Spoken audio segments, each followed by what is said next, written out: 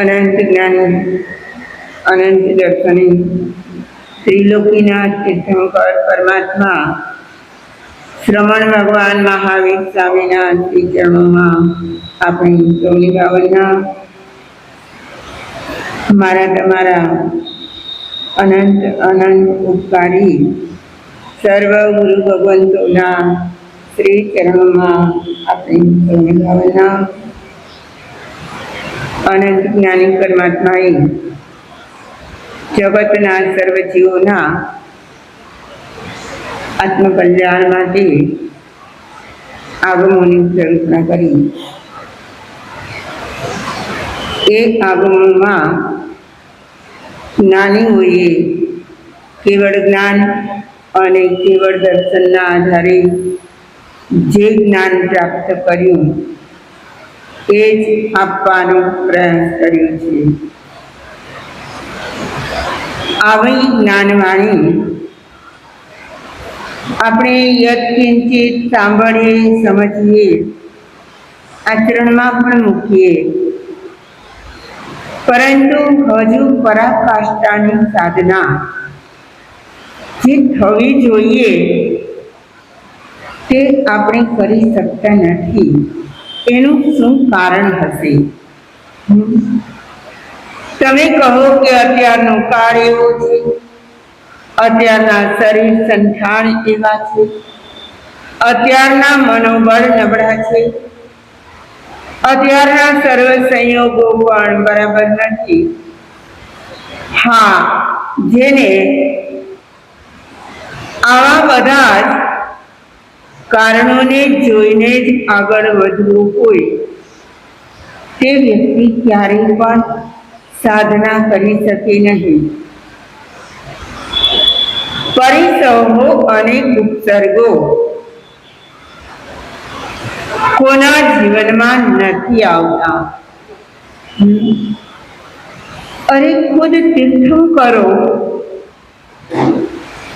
ભગવાન આદિનાથથી લઈને ભગવાન મહાવીર સ્વામી સુધીના સર્વ તીર્થંકરોના જીવનમાં કંઈક ને કંઈક તકલીફો મુશ્કેલીઓ આવી જ હશે, ના આવી હોય? અને તે છતાંય તેઓ સાધનામાં આગળ વધતા જ ગયા અને સાધનાની પરાકાષ્ઠાએ પહોંચ્યા। કહેવાય છે કે જે સુવર્ણ છે એમની જેમ જેમ કસોટી થાય તેમ તેમ એ સુવર્ણ વધારે ને વધારે શુદ્ધ થતું જાય. શું થાય?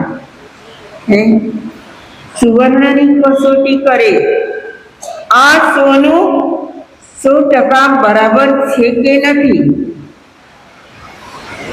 એમની કસોટી માટે પેલો સોને શું કામ કરે? કસ, છેદ, તાપ, આ બધી એમની કસોટીના માપદંડ છે. અને એ કસોટી કરતા કરતા કરતા એમને જણાય કે આ સુવર્ણ હવે એકદમ શુદ્ધ થઈ ગયું છે. એ માનવ જીવન પણ આવું જ છે. જેમ જેમ કસોટીઓ આવતી જાય તેમ તેમ આત્માનું શુદ્ધિકરણ વધતું જાય છે. શુદ્ધિકરણ માટેના પર્વ નજીક આવી રહ્યા છે. તમે દરરોજ સામાયિક બાંધતી વખતે, સામાયિક પાડતી વખતે ચોથા પાઠમાં બોલો છો વિશોહીકરણેનમ. શું બોલો છો? વિશુદ્ધિ કરવા માટે. જો એક કાયોત્સર્ગ પણ વિશુદ્ધિ માટે હોય તો આપણા મહાપર્વ પર્યુષણ આખા વિશુદ્ધિ માટે હોય યા ન હોય? તો હું તો એ જ કહું છું કે જે પણ મહાપુરુષો થયા છે એ બધા કસોટીમાંથી પસાર થયા છે. અને આજે એવા જ એક મહાપુરુષને લગભગ આખું ભારત યાદ કરે છે. એ કોણ છે? શ્રી કૃષ્ણ વાસુદેવ, જે ભાવિના તીર્થંકર થવાના છે. કોણ થવાના છે? ભાવિના 12મા અમમ નામના તીર્થંકર થવાના છે. એવા શ્રી કૃષ્ણ વાસુદેવ ભગવાન નેમનાથના સમયમાં થયા. આજથી લગભગ 5000 વર્ષ થયા. તો એ શ્રી કૃષ્ણ વાસુદેવ ભગવાન નેમનાથના કજીન ભાઈ હતા. શું હતા? કજીન ભાઈ, પિતરાય ભાઈઓ હતા. આપણી ભારત ભૂમિમાં પરાપૂર્વથી ભક્તિ યોગની સાધના ચાલે છે. ભક્તિ યોગની સાધના ચાલે છે. પરાપૂર્વથી કેટલાય ઋષિ મહર્ષિઓએ, કેટલા ભક્ત કવિઓએ ભક્તિના માધ્યમથી ભક્તિની ગંગાને વહાવી છે. તે કાળમાં ભક્તિની સાધના કરનારા એવી 2 ધારાઓ ચાલતી હતી. એક નિર્ગુણ ભક્તિ અને બીજી સગુણ ભક્તિ. નિર્ગુણ ભક્તિમાં શું હોય અને સગુણ ભક્તિ એટલે શું? કોઈને ખબર છે? સગુણ એ તો છે કોઈ અવલંબન લઈને કરવાની ભક્તિ. જ્યારે નિર્ગુણ ભક્તિ કેવી છે? નિરાલંબન ભક્તિ છે. એમાં કોઈનું આલંબન નહીં, માત્ર પોતે પોતાની જ સાધના કરે. એવું બની શકે કે નહીં? અરે જૈન ધર્મમાં તો બધા જ દાખલાઓ છે. જેટલા સ્વયં સંબુદ્ધ થયા છે, કેટલા ઘણા થયા છે. સ્વયં સંબુદ્ધ એટલે પોતે પોતાની મેળે જ બુજી ગયા હોય, પોતે પોતાની મેળે જ સાધનાના માર્ગે ગયા હોય, આત્મકલ્યાણ સાધ્યું હોય, એવા નિર્ગુણ ભક્તિ પણ એને કહી શકાય. જ્યારે આલંબન પૂર્વકની દેવ ગુરુ અને ધર્મનું અવલંબન લઈને કરવામાં આવતી ભક્તિ એ છે સગુણ ભક્તિ. અને ભગવાન શ્રી રામ અને ભગવાન શ્રી કૃષ્ણ આ બંનેને લઈને જે ભક્તિ તે કાળમાં કરવામાં આવી હોય એ છે સગુણ ભક્તિ. અને કબીરદાસજી જેવા નિરાલંબન ભક્તિ કરનારા નિર્ગુણ ભક્તિના હિમાયતી હતા. રામની ભક્તિ કરી તુલસીદાસજીએ, વાલ્મીકીજીએ, અને કૃષ્ણ ભક્તિ કરી સુરદાસજીએ. સુરદાસ નામ સાંભળ્યું છે? સુરદાસજીએ કૃષ્ણની ભક્તિ કરી, તુલસીદાસજીએ રામચરિત માનસ એ ગ્રંથ લખ્યો. અને કૃષ્ણ ભક્તિના હિમાયતી સુરદાસજીએ સુર સુરાવલી અને સુરસાગર નામના 2 ગ્રંથો કૃષ્ણ ભક્તિના લખ્યા છે, જેમાં ભરપૂર ભક્તિનો ખજાનો છે. આ ભક્તિ યોગની સાધના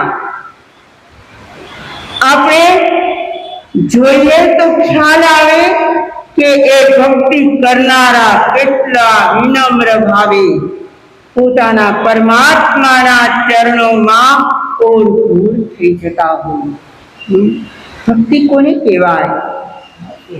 જ્યાં પોતાનું બિલકુલ અસ્તિત્વ ટકાવે નહીં. બધું કોને સમર્પિત કરી દે?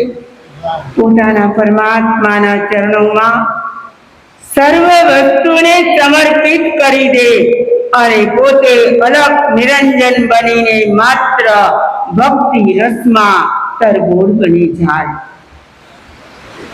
આવી કૃષ્ણ ભક્તિ કરનારા સુરદાસજીએ સુરસાગર અને સુરસુરાવલીમાં તો ભક્તિની પરાકાષ્ઠા બતાવી છે. ક્યારેક ગ્રંથો હાથમાં આવે તો એનું અધ્યયન કરજો. ખ્યાલ આવશે કે આ ભક્ત કવિના હૃદય કેવા હોય. જેણે જેણે ભક્તિ કરવી હોય 2 વાત યાદ રાખવી પડે. ભક્તિ કરવી હોય તેને 2 વાત તો જરૂર યાદ રાખવી પડે. આપણો પોતાનો ઢાળ હોવો જોઈએ અને પરમાત્માની કૃપા હોવી. શું હોવું જોઈએ? આપણો ઢાળ કઈ તરફ છે? ઢાળ સમજો છો? આપણે કઈ તરફ નમીએ છીએ? અરે કદાચ આપણે માની લેતા હોઈએ અમે તો મહાવીર ભક્ત છીએ, અમે તો તીર્થંકરોને જ માનીએ, પરંતુ તે છતાંય અંતઃકરણને પૂછી લઈએ આપણો ઢાળ કઈ તરફ છે. આ 2 વસ્તુ જ્યારે મળે ત્યારે કંઈક સાધના ઉત્તમ પ્રકારની થઈ શકે. શું હોવું જોઈએ બહેનો? આપણો ઢાળ હોવો જોઈએ, તે તરફ આપણે નમતા હોવા જોઈએ. માત્ર કાયાથી નહીં, અંતઃકરણથી, મનના ભાવોથી આપણે શું કરવું પડે? જો આપણે કોઈની પણ ગુરુની પણ ભક્તિ કરવી છે તો ત્યાં પણ આપણો ઢાળ હોવો જોઈએ, તો જ એમની કૃપા વરસે. અને પરમાત્માની ભક્તિ કરીએ તો પણ આપણો ઢાળ હશે તો જ એમાં કૃપાના બિંદુઓ પડશે. માટે જ્ઞાની કહે છે આજે ભક્તિ રસની સાધના શું કહેવાય એ આપણે વિચારી રહ્યા છીએ. આજે શ્રી કૃષ્ણનો જન્મદિન છે. બધાને ખબર છે, આખું કથાનક કોઈને બોલી જવાનું કહીએ ને તો પણ બોલી શકે એવી આ ભારત ભૂમિ છે. ભારત ભૂમિના બે મહાગ્રંથો છે, એક છે રામાયણ અને બીજું છે મહાભારત. શું છે? રામાયણ અને મહાભારતને તમે બધાએ ઘરે રહીને ટીવી પર સિરિયલના રૂપમાં પણ કદાચ જોયું જ હશે. જોયું છે? અને એ જ રામાયણ, એ જ મહાભારત જૈન દ્રષ્ટિએ પણ બહાર પડેલા જ છે. જૈન રામાયણ, જૈન મહાભારત. અને આજે જેની વાત કરવી છે, મહાભારતના પ્રણેતા, કહો કે ભગવદ ગીતાના પ્રણેતા.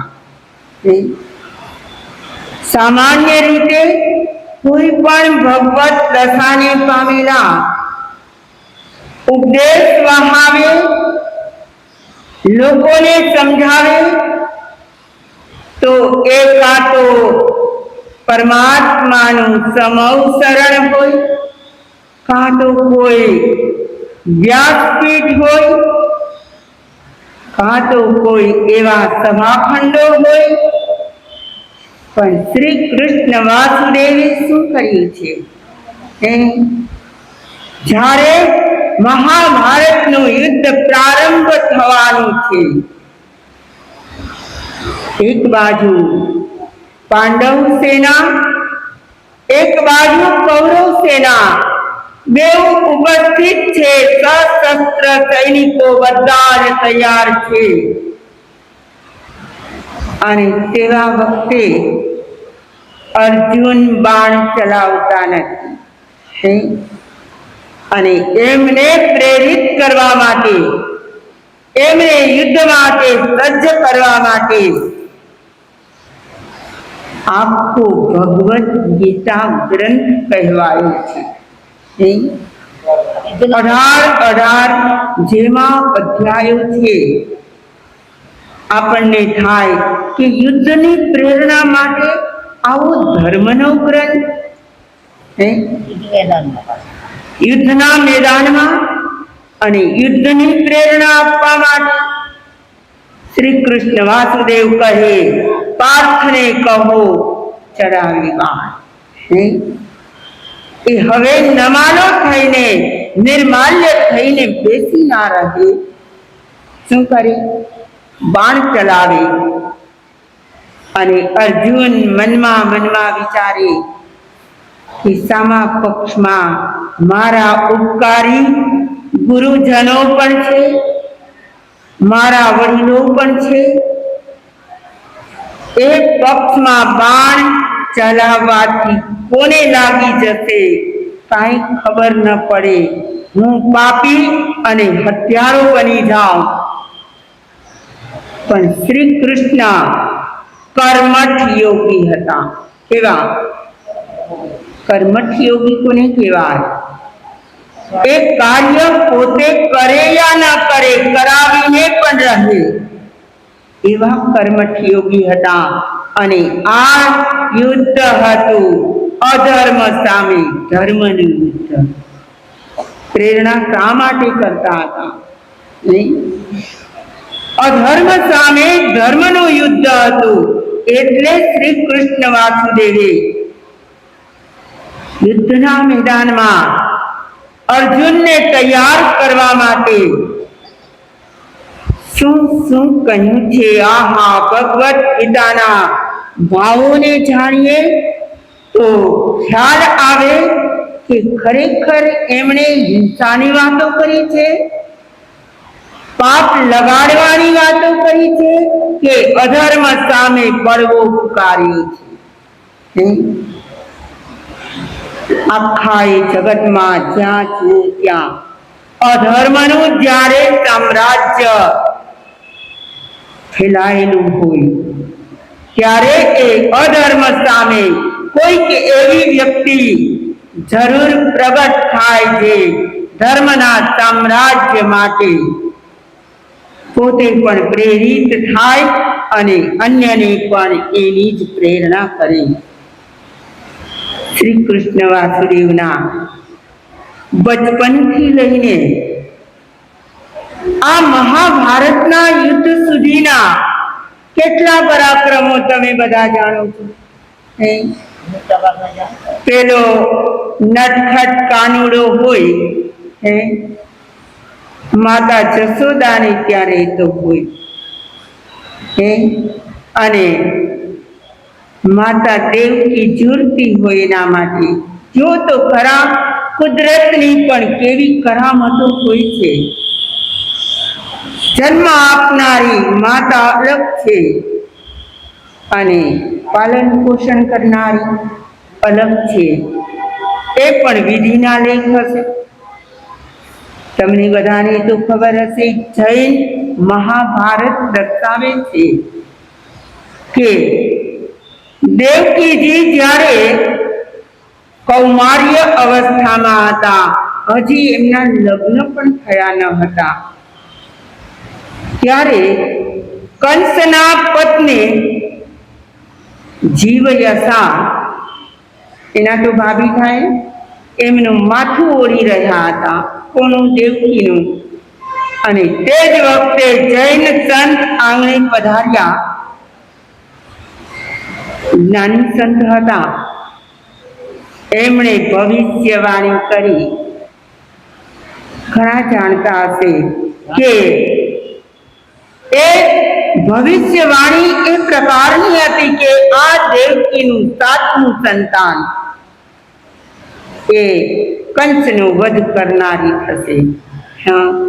તો આ વાતને યાદ રાખીને દેવકીએ જ્યારે 7મી પ્રસૂતિ થવાની હોય ત્યારે કંસ એમને ક્યાં પૂરી રાખે છે? જેલમાં પૂરે. અને પછી એમનો ત્યાં જેલમાં જન્મ થાય. પેલી યમુના વટાવીને એમને વાસુદેવ ટોપલા પર ઉપાડીને લઈ આવે, યશોદાને સોંપે. આ બધી કેવી કુદરતની માયા છે. અને યશોદાના ઘરે લાડકોડથી ઉછળતા એવા કાનુડાએ કેટલીય ગોપીઓની મટકીઓ પણ ફોડી હોય, કેટલાયના મહી પણ ખાઈ લીધા હોય, માખણ પણ ખાઈ લીધા હોય, અને પછી પણ હાથ માખણવાળા, મોઢું પણ માખણથી ખરડાયેલું, અને છતાં પણ કહે કે માં મેં નહીં માખણ ખાધું. શું કહે? માં મેં માખણ નથી ખાધું. આવી બાળ ચેષ્ટા પણ એમની જ હતી. અને રાસલીલાઓ પણ એ કૃષ્ણની જ હતી. ગોકુળમાંથી એમને મથુરા આવવાનું થયું. એ મથુરાથી પતિ બન્યા. આ બધી જ કથાઓ તો ઐતિહાસિક છે, સૌએ જાણેલી છે. પરંતુ જ્યારે જ્યારે અવસરો આવ્યા છે કસોટીના, મુશ્કેલીના, અમારા સ્કૂલના ટીચર તો કહેતા કે સૌથી વધારે કષ્ટો સહ્યા હોય તો શ્રી કૃષ્ણે સહ્યા છે. અને એ કસોટીમાંથી એ પોતાની બુદ્ધિથી, પોતાની કુશળતાથી પાર ઉતરી જતા આવા શ્રી કૃષ્ણ એમના પર એકવાર સ્યમંતક મણિના ચોરીની આડ આવ્યું. સ્યમંતક મણિ મહાભારતનો એક પ્રખ્યાત મણિ છે. કહેવાય છે સત્રાજીતને દેવલોકના દેવોએ પ્રસન્ન થઈને એ મણિ આપેલો. સત્રાજીતની માલિકી છે, એમને જ મળ્યો છે. અને દરરોજ એ 8 સોના મહોર આપે છે. કોણ? એ મણીમાંથી 8 સોના મહોરો મળે. અને ધીમે ધીમે કરતા આ વાત પ્રસરતી ગઈ. શ્રી કૃષ્ણને પણ ખબર પડી. જો એમની રાજનીતિજ્ઞતાની સાથોસાથ રાજ્ય પ્રત્યે કોની લાગણી પણ કેટલી હતી. એ વિચારે છે કે માત્ર કુદરતથી મળેલી કોઈ દૈવી શક્તિથી મળેલી વસ્તુ એનો ઉપયોગ માત્ર સત્રાજીત કરે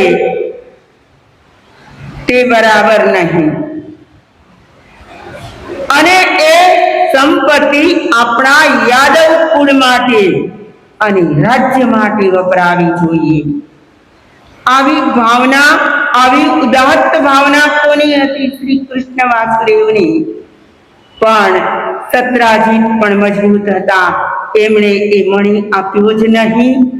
એમનું આયુષ્ય પૂર્ણ પણ થઈ ગયું. અને તે વખતે એમની પાસે હાજર હતા અક્રૂરજી. અને એમણે એ મણી લઈ લીધો, કોઈને વાત ના કરી. અને સૌ કોઈ માનવા લાગ્યા કે મણી તો કૃષ્ણ પાસે જ હોય ને. સત્રાજીત ગયા તો મણીના ચોર તરીકે કોણે કોણે આ ચડાવ્યા, કોઈ બાકી નથી રહ્યા. જો તો ખરા આ સંસારની મમતા, માયા, લાગણી કેવી હોય છે. એમના વડીલ બંધુ બલભદ્રજી એ પણ એમ જ કહે કે મણી તો કૃષ્ણ પાસે જ છે. હા પાડે કે ના પાડે, ચોર કોણ છે? કૃષ્ણ છે. અરે સત્રાજીતની પુત્રી અને શ્રી કૃષ્ણની જ પત્ની સત્યભામા એ પણ કહે કે મણી તો કૃષ્ણ પાસે જ છે. જે પોતાની અંગત વ્યક્તિઓ હોય. જો આ પણ આપણા જીવનની એક બલિહારી છે. અંગત વ્યક્તિઓ જ્યારે આળ ચડાવે, પોતાની પાસે ના હોય અને એમ કહે ના તમે જ લીધો છે, તમારી પાસે જ છે, તમે જ એના ચોર છો. આવું આળ જ્યારે આવે ત્યારે પણ મુખની રેખા પણ ના બદલાય. કોની? શ્રી કૃષ્ણ વાસુદેવની. તમે જેમ માનો તેમ એમ કહીને અટકી જાય. પણ હકીકતમાં એ મણી એમની પાસે ત્યારે ના હતો. કોની પાસે હતો? અક્રૂરજી પાસે. અને અક્રૂરને પણ દરરોજ 8 સોના મોરો મળે. એમની જે પરિસ્થિતિ હતી એમાં ધન વધતું જાય તો ખબર પડે કે ના પડે? કોઈની પેલા સામાન્ય સ્થિતિ હોય, એના ઘરમાં દીકરો તૈયાર થઈ જાય, કમાણી બરાબર આવવા માંડે તો ઘરની રોનક બદલાય કે ના બદલાય? બધાને ખબર પડવા માંડી કે અક્રૂરજીના ઘરમાં જ સંપત્તિ વધી રહી છે. પણ કોઈ એમ તો કહી ના શકે કે તમારી પાસે મળી છે. અને કૃષ્ણને ખબર પડી છે. એ તો ભાવિના તીર્થંકર પણ હતા, બુદ્ધિમતાના ધારક પણ હતા. એટલે શ્રી કૃષ્ણે અક્રૂરજીને કહ્યું કે જો તમારી પાસે અગર મણી હોય તો એ સમષ્ટિ માટે છે, વ્યક્તિ માટે નથી. સમષ્ટિ એટલે આખી પૃથ્વીના લોકોને એનો લાભ મળે. તમે એ મણી રાજ્યને અર્પણ કરી દો. બધા જ યાદવો એની સંપત્તિનો લાભ ઉઠાવે. ભાવના અત્યંત રૂઢી હોવા છતાં પણ જો પુણ્ય થોડા ઓછા પડતા હોય, શું થતું હોય? પુણ્ય થોડા ઓછા પડતા હોય તો ભાવના પ્રમાણે પણ કાર્ય ન થાય. અને અંતે અક્રૂરજીને ખૂબ સમજાવ્યા અને સમજાવતા પણ અક્રૂરજી તો એકદમ દ્રઢ છે, મક્કમ છે. હું ચ્યમંતક મણિ લાવ્યો જ નથી, મારી પાસે એ મણિ છે જ નહીં. અને એમ કરતા કરતા કેટલોય સમય પસાર થઈ ગયો. અંતે એવો રાજ્ય તરફથી નિર્ણય થયો કે જેની પાસે મણિ હોય એમણે આ સભાખંડમાં હાજર કરવો. અને રાજ્યના ઓર્ડરને સમજીને અક્રૂરજી ત્યાં આવ્યા અને કૃષ્ણને સાથે લઈને રાજસભામાં આવ્યા. જાણે કે મારું ચોરીનું આડ આ કૃષ્ણ પર ભલે રહેતું. આમ તો બધા ચોર માનતા જ હતા. પહેલેથી માખણ ચોર કહે અને પછી મણીના ચોર કહેવા લાગ્યા. એ કહે છે કે તમે મારી સાથે આવો, રાજ્યસભામાં એ મણી મૂકવાનો છે. અને મૂક્યો પણ ખરો, પણ તો પણ રાજસભામાં દરેક માને છે કે અક્રૂર તો એમના સેવકની જેમ રહે છે. હશે તો કૃષ્ણ પાસે, અક્રૂર પાસે ક્યાંથી આવે? કોણ ચોર છે? કૃષ્ણ ચોર છે. આવા આડને પણ જેમણે સહન કર્યા છે, અતિ કષ્ટમાંથી જેમને પસાર થવું પડ્યું હોય એમને ખબર પડે કે જીવન શું હોય. જેને પહેલેથી જન્મથી કેવી તકલીફો આવી, જેલમાં જન્મ પામ્યા, એમને યશોદા માતાને ત્યાં મૂક્યા એટલે અપર માતા જ કહેવાય. એમની પાસે રહ્યા, ખૂબ વાત્સલ્યથી રાખ્યા. અંતે મથુરાધિપતિ બન્યા અને ત્યાર પછી પણ એમણે સત્કાર્યો કરવામાં, પરોપકાર કરવામાં કાંઈ જ બાકી ના રાખ્યું. આવા શ્રી કૃષ્ણ એમના જીવનના અનેક પ્રસંગો હોય અને એ પ્રસંગોમાંથી આપણે શીખવા જેવું એ હોય કે આપણો દોષ હોય યા ન હોય. આપણો દોષ હોય યા ન હોય, અને કોઈ આપણો એ દોષ બતાવે તો શું કરવાનું? સાચું સાબિત કરાવવાનું કે દોષને સ્વીકારી લેવાનો? સ્વીકારી લેવાનો. બોલવું તો ઘણું જ સહેલું છે, પરંતુ જ્યારે કોઈ આપણા પર આવા દોષ આરોપિત કરે સહન થતું નથી. અને શ્રી કૃષ્ણ વાસુદેવે એ બધું જ સહન કર્યું છે. અરે માતા યશોદા પાસે એ લાડ પ્યાર પણ કરતા હતા અને ધીમે ધીમે આગળ વધતા ગોપીઓ સાથે એ રસ પણ રમતા હતા. એમના જીવનની કેટલીક એવી બાબતો છે, લોકોને એમ થાય કે આવા મહાપુરુષ, કેવા મોટા ગજાના માનવી કહેવાય, જે ભાવિમાં તીર્થંકર થવાના છે, એવી વ્યક્તિ પણ કઈ કઈ સ્થિતિઓમાંથી પસાર થઈ હોય. એમના એક મિત્ર હતા, કોણ હતા? સુદામા. અને એ સુદામાની અને કૃષ્ણની પરસ્પરની મૈત્રી પણ આદર્શ બની ગઈ. આપણે એવી મૈત્રીને પણ આદર કરીએ, નમન કરીએ. કેટલા બધા પ્રસંગો છે. શ્રી કૃષ્ણનું આખું જીવન મહાભારત અને ભગવદ્ ગીતામાં પણ જાણવા મળ્યું.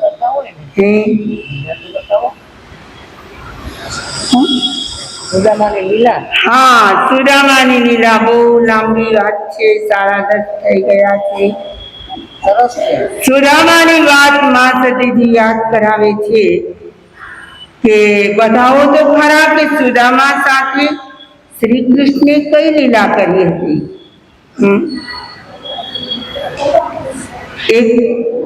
એક વખત સુદામાજી શ્રી કૃષ્ણને કહે છે, ભગવાન આપને બધા રસિક લીલાધર કહે છે, લીલાઓના ધારણ કરનારા, અને મને તો તમે આજ સુધીમાં એક પણ લીલા બતાવી નથી. હવે હું શોર્ટમાં કહેવા જઈશ તો પણ બહુ શોર્ટ નહીં થઈ શકે છે. તો સુદામાજીએ લીલા બતાવવાનું કહ્યું. પેલી યમુના નદીના કિનારે શ્રી કૃષ્ણ એમને લઈ ગયા. દડો રમતા રમતા, દડાથી રમતા ને ગેડી દડા, અને રમતા રમતા કહે છે, સુદામા પહેલો દાવ તારો. મિત્ર છે એમ કહી દીધું કે પહેલો દાવ તારે લેવાનો. અને દાવ લેતા લેતા એમનો દડો યશોદામાં પેલી યમુના નદીમાં ચાલ્યું ગયું. હવે યમુના નદીમાં જેવા ગયા, દડો લેવા માટે કોણ ગયા? સુદામા. જેને દડો ફેંક્યો હોય એને જ જવું પડે. એ દડો લેવા ગયા તો યમુનાની અંદર તો મોટું નગર છે, એમના મોટા કિલ્લાઓ છે, દરવાજાઓ છે. એમને થયું કે આ તો કોઈ નગરી આવી ગઈ. અત્યારે હવે એને યાદ પણ નથી કે હું શું કરતો હતો, શા માટે અહીં આવ્યું છું. અને સુદામાજીએ આખું નગર જોયું, અને નગરમાં તો અનેક માનવોની ચહલ પહલ ચાલતી હતી. થયું કે લાવને અવસર મળ્યો છે, હું આ નગરની અંદર તો જાઉં. એટલે સુદામાજી ગયા એ નગરના દરવાજામાં. ત્યાં તો આખું એ નગર ઉમટ્યું છે. આગળ એક હાથણી છે, હાથણીએ સૂંઢમાં એક કળશ લીધો છે, અને એક કળશ લઈને હાથણી આગળ છે, અને નગરજનો બધા પાછળ પાછળ પાછળ ચાલે. એમ કરતા કરતા સુદામાજીના મસ્તક પર પેલી હાથણીએ કળશ ઢોળ્યો, અને બધા જયનાદ કરાવવા લાગ્યા. ભાવિ રાજા મળી ગયા છે. પેલાની આવી એક પ્રથા પણ હતી કે અપુત્રીય એટલે જેને પુત્ર ન હોય એવો રાજા મૃત્યુ પામે તો હાથણીને ફેરવે, એના સૂંઢમાં કળશ આપે, પાણી ભરેલું હોય, અને એ જેના પર ઢોળે એ રાજા. સુદામા તો રાજા બની ગયા, હાથની પર બિરાજવા માંડ્યા. એમને જય જયનાથ કરતા કરતા ક્યાં લઈ ગયા? રાજસભામાં, અને એમને સારા બધા વસ્ત્રો વગેરે પરિધાન કરાવ્યા. અને હવે તો એ રાજા તરીકે રાજ્ય કરવા માંડ્યા. આ તો એક કથાનક છે. સુદામાને લીલા જોવી હતી. હા, એટલે એ રાજા તરીકે ત્યાં રહ્યા. અનેક રાજરાણીઓ છે, એમના પુત્રો પણ છે, અને એમનો પરિવાર વધ્યો, અને આનંદથી રાજ્ય ચલાવે છે. નથી એને કૃષ્ણ યાદ, નથી એને યમુના યાદ, અને નથી એને પોતાનું પેલી મધુલી યાદ. અને આમ કરતા કરતા દિવસો પસાર થવા લાગ્યા, અને રાજા થોડા અસ્વસ્થ એક દિવસ થઈ ગયા, અને એમ કરતા ઉપચારો પણ કર્યા, અને રાજા મૃત્યુ પણ પામ્યા. હવે એ રાજ્યનો નિયમ કે જે નાનો પુત્ર હોય એને અગ્નિદાહ આપે, પણ એમ સીધા એમને અગ્નિદાહ દેવાનો નથી. એમને પણ ધામધૂમથી પેલા લઈ જાય છે. એક મજાની સરસ ચિત્તા તૈયાર કરી છે. આમ જુઓ તો સુદામાજી ભ્રમમાં હોય કે લીલા જોઈ રહ્યા હોય, પણ પેલા કૃષ્ણ વાસુદેવ તો અહીં કિનારે ઊભા છે અને જોયા જ કરે છે સુદામા ક્યારે આવશે. ત્યાં ચિત્તા પર એમને લાવવામાં આવ્યા, ગોઠવવામાં પણ આવ્યા. આસપાસમાં તો એમના બધા જ રાજન્ય કુળના જેટલા માણસો છે બધા હાજર થઈ ગયા. અને હવે નાના પુત્રને બોલાવ્યો તેના માટે અગ્નિદાહ દેવા માટે. એ પણ કૃષ્ણની લીલા હતી કે એને મૃતવત કરી દીધા હતા.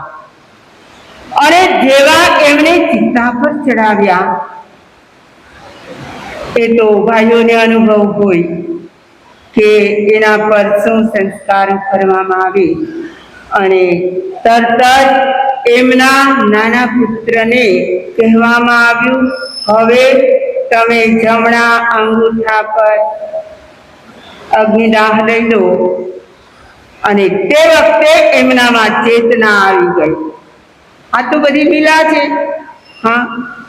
એમનામાં ચેતના આવી ગઈ. એ વિચારવા લાગ્યા, અરે મને તો જીવતા કોઈક બાળી રહ્યા છે. એટલે એ ચિત્તામાંથી બહાર નીકળવા માટે પ્રયાસ કરવા લાગ્યા. અને એ પ્રયાસ કરે તો પણ તમારી પાસે શું હોય તે વખતે? પેલા વાંસડાઓ હોય, એ સબને બેસાડતા જાય. અને એમ કરતા કરતા લોકો પ્રયાસ કરે એમને ચિત્તામાં જ રાખવાનો. અને સુદામા હવે સચેતન થયા છે, એ છૂટવાનો પ્રયાસ કરે છે. અને એમનો પ્રયાસ સફળ પણ થયો. એનું પીઠબળ કોનું છે? કૃષ્ણ વાસુદેવને પડવા દે એવા તો નથી. અને આ આખી કહાની પણ એ પણ લીલા જ છે. અને એમનું જોર કામ આવી ગયું. એ ચિત્તા પરથી ઠેકડો મારીને બહાર નીકળી ગયા. અને જેવા એ ચિત્તાથી બહાર નીકળ્યા, ત્યાં તો સામે શ્રી કૃષ્ણ છે, બાજુમાં જ યમુના વહી રહી છે. એ દ્રશ્ય સામે આવી ગયું. આવી લીલાઓના કરનારા પણ કોણ હતા? શ્રી કૃષ્ણ હતા. આ કથા તો બહુ જ મજાની છે. મેં તો બહુ ચોટમાં કહી છે. કહેવાનો આશય કે શ્રી કૃષ્ણ બુદ્ધિમતાના કારણે રાજનીતિજ્ઞ પણ બન્યા. આવી લીલાઓ કરીને ગોપીઓના હૃદયમાં સ્થાન પણ મેળવ્યું. એ સિવાય એમણે પોતાના રાજનીતિના બળે રાજ્ય શાસન પણ સુચારુ રૂપે ચલાવ્યું. પણ તમને કદાચ ખબર હશે કે શ્રી કૃષ્ણ એકવાર ગાંધારીને પગે લાગવા ગયા. અને ગાંધારીએ એમને શ્રાપ આપેલો કે જ્યારે તારું અવસાન થશે ત્યારે તારી કહી શકાય એવી એક પણ વ્યક્તિ બાજુમાં નહીં હોય. અને ત્યારે પણ શ્રી કૃષ્ણ જરાય કરમાયા ના હતા. કોણે શ્રાપ આપ્યો હતો? ગાંધારીએ. અને છતાં પણ હસતા મોઢે કહે છે, કઈ વાંધો નહીં, જે થવાનું હશે તે જ થશે. એકમાત્ર શ્રી કૃષ્ણનું જીવન જ એવું છે કે જે થવાનું હોય તે થાય. વિચારી લેજો. આ વાક્ય તો આપણને, મને, તમને બધાને લાગુ ના પડે. આપણે લાખ ઉપાયો કરીએ તેના માટે જીવવા માટે, સગવડતાઓ મેળવવા માટે, કંઈક પણ સંપત્તિ મેળવવા માટે, ધંધામાં સફળતા મેળવવા માટે લાખ પ્રયાસ કરો, પરિણામ શું? હે શું? જે થવાનું હશે તે જ થશે. હા, આ વાક્ય કાયમ યાદ રાખવા જેવું છે. કષ્ટો તો સૌના જીવનમાં આવે છે અને કષ્ટોને જે પાર કરી જાય છે એ જ વ્યક્તિ પરમાત્મા બની જાય છે. તીર્થંકર નામ ગોત્ર એમણે ક્યારે બાંધ્યું હશે? શ્રી કૃષ્ણ અવસ્થામાં જ ધર્મ દલાલી કરતા કરતા એમણે કેટલાય ધર્મ દલાલી કરીને પાત્રોને સંયમના માર્ગે, ભગવાન નેમનાથના માર્ગે વળાવ્યા હતા અને પોતે સંયમ કેમ ના લીધો? જ્ઞાનકડા હતા. ઉપરાંતમાં ચારિત્ર મોહનીનો જ્યાં સુધી ઉદય પ્રવર્તતો હોય. શું હોય? ચારિત્ર મોહનીનો જ્યાં સુધી ઉદય પ્રવર્તતો હોય ત્યાં સુધી એ ચારિત્ર ગ્રહણ ના કરી શકે. પણ ધર્મ દલાલી દ્વારા તેમણે કેટલા જીવોને ધર્મ પમાડ્યો, ધર્મ માર્ગે વાળ્યા. આવા શ્રી કૃષ્ણ વાસુદેવ ધર્મ દલાલી કરતા કરતા તીર્થંકરત્વને પામી શકે એવું તીર્થંકર નામ પુત્ર ઉપાર્જન કર્યું.